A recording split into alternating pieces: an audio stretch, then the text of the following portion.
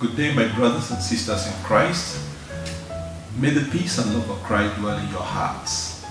I welcome you to this brief reflection on the Sunday readings, precisely the Gospel of the second Sunday of Advent in year A. I invite you to listen to this reading as I read, and after the reading, I will do some reflections and we'll see how this reading is going to impact on our spiritual lives.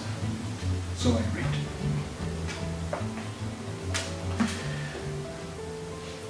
The reading from the Gospel according to Matthew, chapter 3, from verses 1 to 12. In those days, John the Baptist appeared in the wilderness of Judea, proclaiming, "Repent, for the kingdom of heaven has come near. This is the one of whom the prophet Isaiah spoke when he said, the voice of one crying out in the wilderness, prepare the way of the Lord, make his paths straight." Now, John wore clothing of camel's hair with a leather belt around his waist, and his food was locust and wild honey. Then the people of Jerusalem and all Judea were going out to him and all the region along the Jordan, and they were baptized by him in the river Jordan, confessing their sins. But when he saw many Pharisees and Sadducees coming for baptism, he said to them, "You brood of vipers, who warned you to flee from the wrath to come? Bear fruit worthy of repentance. Do not presume to say to yourselves, we have Abraham as our ancestor. For I tell you, God is able from these stones to raise up children for Abraham. Even now the axe is lying at the root of the trees. Every tree therefore that does not bear good fruit is cut down and thrown into the fire. I baptize you with water for repentance, but one who is more powerful than I is coming after me. I am not worthy to carry his sandals. He will baptize you with the Holy Spirit and fire.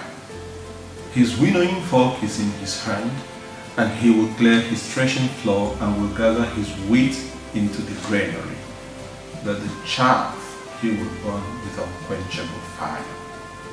The Gospel of the Lord. Praise be to you, Lord Jesus Christ.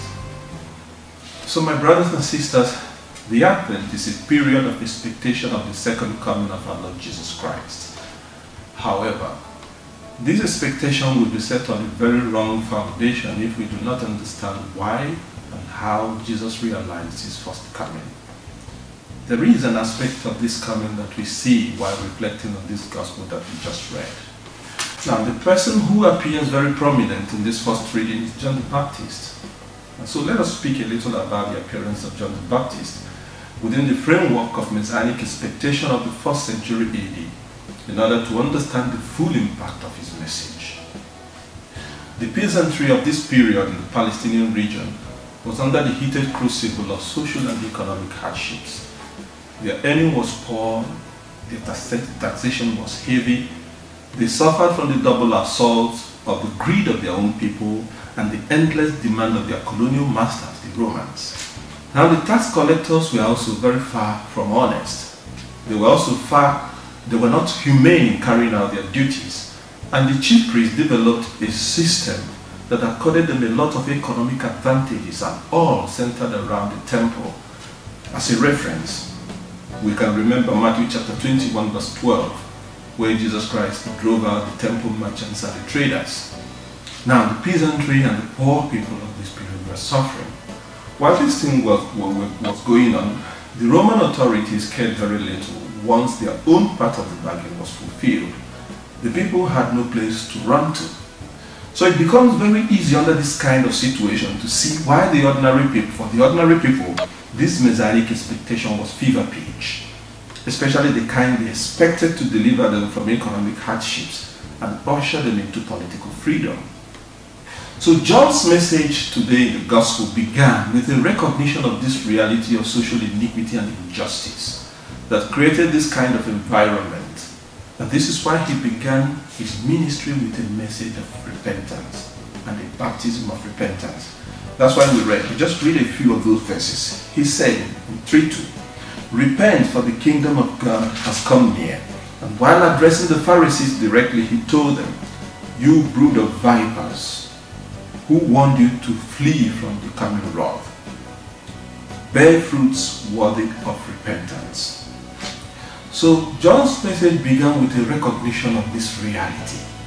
And he warned the people of the possibility of God's punishment for the unrighteous. And if there is anything they were supposed to expect from the Messiah, it is the enthronement of righteousness and goodness among the people. And this is what this judgment is all about. So the message of John the Baptist brings out an aspect of the coming Messiah which we should not forget. The aspect of God's judgment on evil. Christ the Messiah who comes is a suffering servant. We know that from the New Testament. He brings the good news, he brings the good tidings. But the truth and reality we have come to appreciate, this truth and reality we have come to appreciate from the New Testament will be useless when Jesus Christ does not dethrone evil. It is also true that this Messiah who comes to bring us judgment has also come to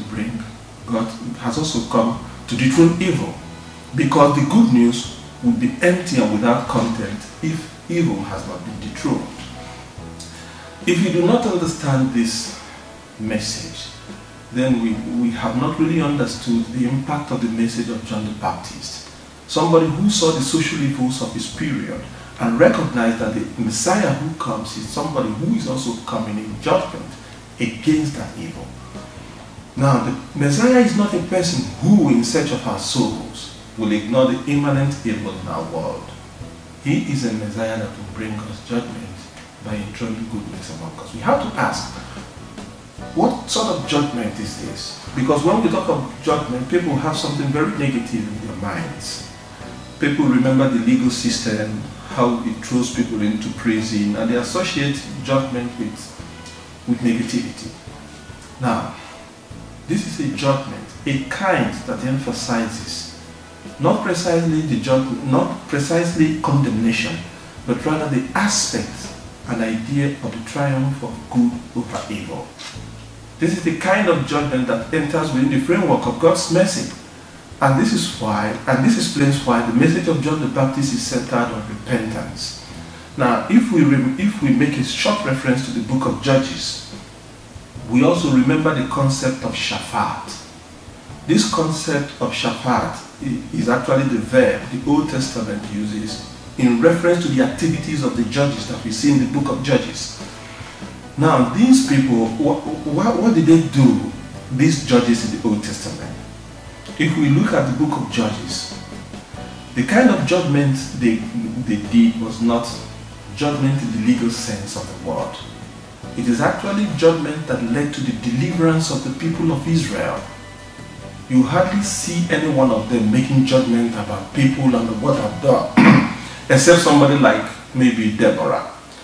So the existential objective of this kind of judgment is a deliverance from sins to righteousness. Just like what the judges did in the Old Testament, delivering the people of Israel from suffering and from the situation, the existential difficulties they found themselves, the Messiah who comes also comes to deliver us from these existential difficulties, but also in recognition of the immanent evil in our world, to dethrone it and to bring the good to reign over evil. When this happens, we know that the kingdom of God has really come among us.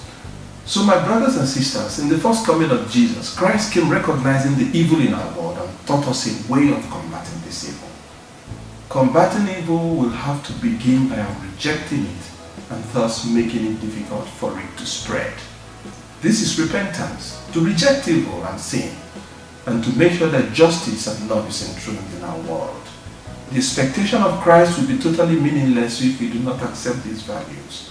Hope in this season of Advent is meaningless when sin and evil is ruling. So my brothers and sisters, this is the message of this Sunday. If we truly expect Him, then let us be good men disposed for repentance. And may this repentance bring us into an appreciation of the wrongs and the evil around us, and the need to stand always on the sign of good. God bless you. I invite you to say a little prayer with me. God Almighty Father, we thank you for sending us Christ your Son as our Messiah. Grant us the grace to accept the values he came to enthrone. May we do good to everyone and accept justice as a part of our lives. May we await his second coming by compatible through our disposition to love as he has loved. We make our prayer through Christ our Lord.